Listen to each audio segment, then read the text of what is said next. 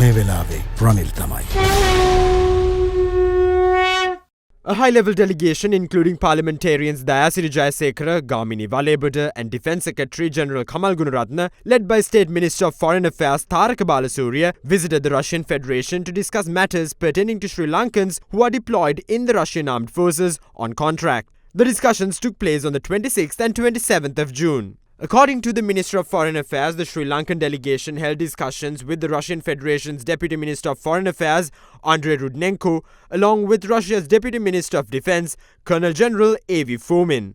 Discussions centered on the 17 Sri Lankans killed in action, the payment of compensation for the deceased and the wounded, the plight of the uncontactable Sri Lankans, the possibility of voluntary returns, early termination of contracts, and regularization of remuneration. During the meeting, Sri Lanka proposed to establish a joint working committee comprising officials from the two sides. The proposed committee would meet regularly to address issues and concerns of all Sri Lankans who have been deployed. The Foreign Ministry stated that both sides agreed to continue engagements on the matters at hand. At a media briefing this afternoon, the Foreign Minister was also quizzed on the discussions the Sri Lankan delegations had with the Russian authorities. Honourable Minister and the others had extensive discussions. There are some issues which we are facing there. For example, most of them apparently had taken Russian citizenship. In terms of the Sri Lankan law, if you take some other country's citizenship, you lose Sri Lanka citizenship. So if you are no longer a Sri Lankan citizen, we lose the right to represent them. So it's a huge problem for us,